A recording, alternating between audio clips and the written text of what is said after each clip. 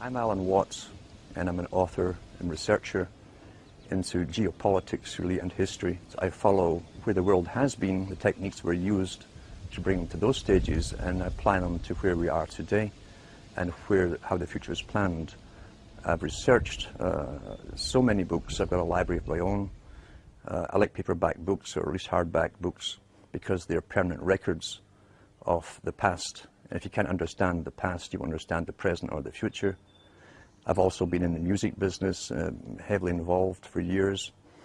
And I saw how culture creation worked from the top, and how generations were swayed into new fashions, new ideas. I've been following the histories of what's now called the New World Order for many, many years. And I try to go into the books written by the big players, the technocrats themselves, those famous people like the Kissingers, the Brzezinskis and so on, the Huxleys, the Lord Bertrand Russells, who all worked for the same organizations. And I came to the conclusion, really, there was only one big organization with many subcategories. These boys tend to publish the world that they saw coming into view, and they wrote it in their own hand, basically. They told us where they were taking the world. And when you start studying these things about the age of 14, 15, or even younger, and reading their books, and you live long enough, you will see that the world has turned out exactly as they planned. This can't be coincidence. And who can really write up a wish list and make it happen globally, unless there is an organization very, very powerful, probably the only organization really on the planet, an organization that can fund all sides, all oppositions, and using the synthesis of conflicting parties, they can literally make the world come into view as they planned. They plan in centuries, and the astonishing thing is when you go into the United Nations, which was loosely based on the Soviet system, they plan certain parts of their agenda in 50-year plans, some in 100-year plans, and some even in 150-year plans for different aspects of it. The Russells, the Huxleys and so on, Brzezinskis, also use the same terminology with their long-term plans. And you've got to understand too that nothing in culture comes out from the grassroots. Even Plato talked about that thousands of years ago. He said that if it was a grassroots movement really coming from the people, then those in charge, the dominant minority, would lose control. Therefore, every change in culture, right down to fashion and music, and this was written 2,300 years ago, had to be authorized from the top and promoted from the top if it fitted with the continuance of control over the public. And these are sciences which were taught down through the ages, are still taught today to the big players, and they've used it to the full in the 20th century, now into the 21st century with the use of television, mass communications, radio, etc. Everything has been given to us for the appropriate time and stage in the actual planning. And for those who are coming into this kind of study, it's best to go into the books, as I say, written by the big players themselves. They love to boast. Kissinger's got lots of books out there, so has Brzezinski. These are probably two of the master players in geopolitics. Try to stay away from all the conspiracy books. They're also put out there on purpose, very fascinating books, but they lead you in circles forever without giving you the overall picture to the fact that every generation has a purpose up until this present time. And in a post-industrial era, these big boys have decided, and their masters too, that we are simply superfluous and they no longer need us. Hence, we have big foundations coming forward and organizations like the Optimum Population Trust who have decided to come out openly and demand that governments start radically reducing the populations. We are now the useless eaters, as Lord Bertrand Russell called us. Our ideas, our opinions on everything, our worldview, even to do with population and the fake view that we're overpopulated, is all projected to us by the mainstream media working in concert for their masters, and we begin to parrot what we hear through repetition, and that's so important, is repetition with slogans and catchphrases. And once you hear it happening in your own local group, your milieu, then you know it's working. And the camera can make anything appear to be true. You'll see that in India, for instance, they always use the same streets of Bombay to make you think that you're massively overcrowded, and that's the impression people think of the entire Indian continent. The Indian continent is huge, with thousands and thousands of miles of forest where no one lives.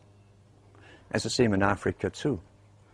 China, being the model state for the world, for instance, put into effect the United Nations policy to the extreme with its population reduction and the movement of people off of the rural areas into cities.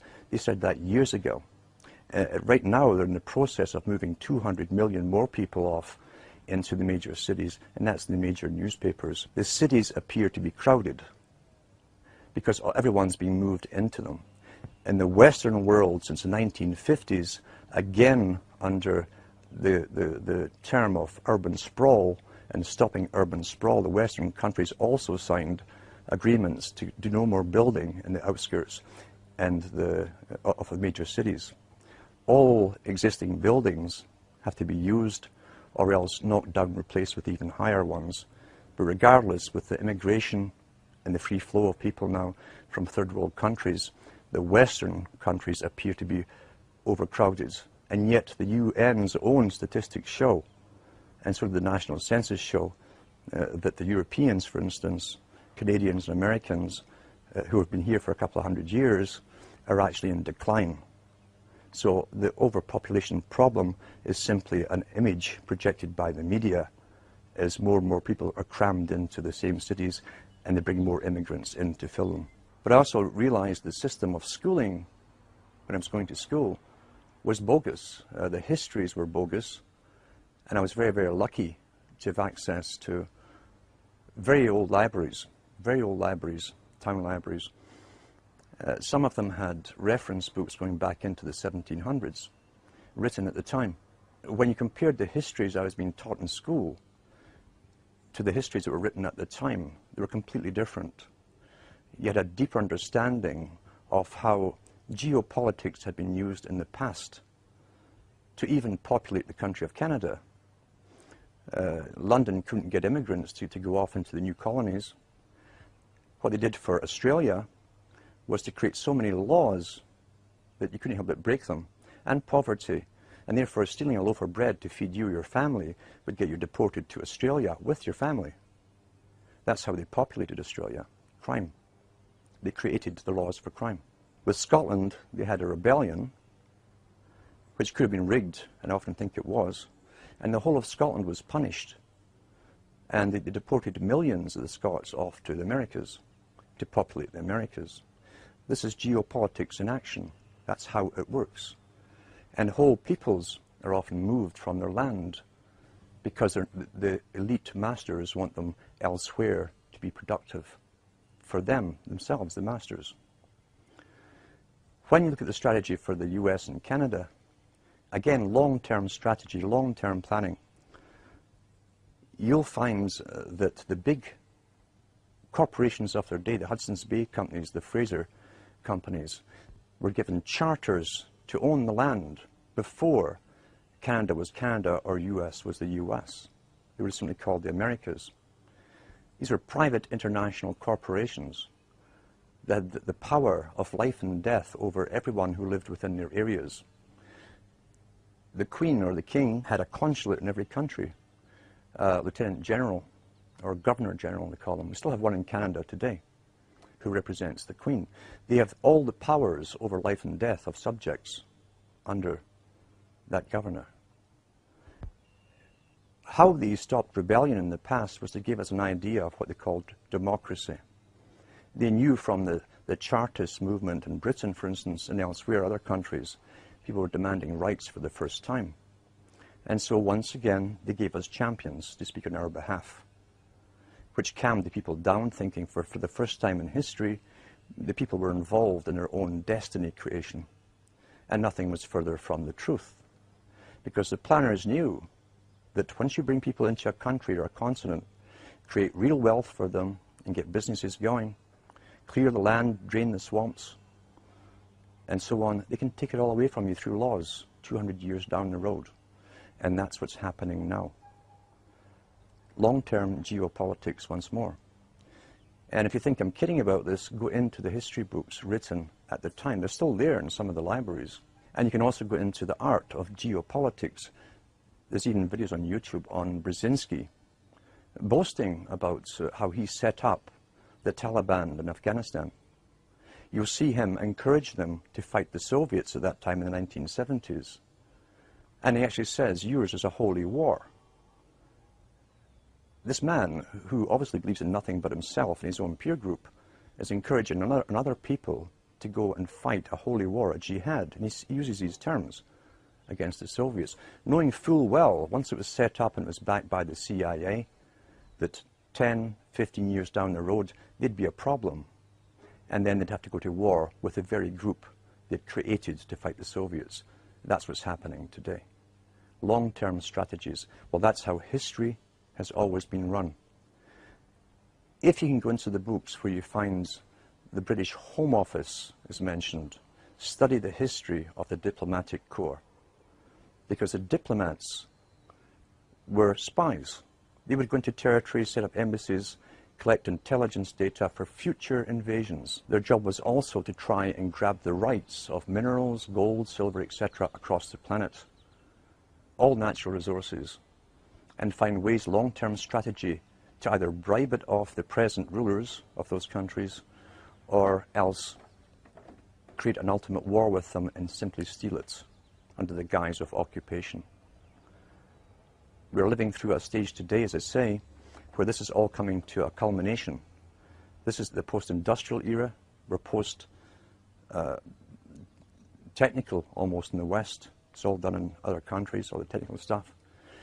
And Brzezinski himself talks about the technocratic era, where the future will be for an elite with a highly trained bureaucracy underneath them and scientific elite who will not need the human labor that they've needed in the past. Human labor that is excessive and is unemployed and is hungry is now a threat to that established elite.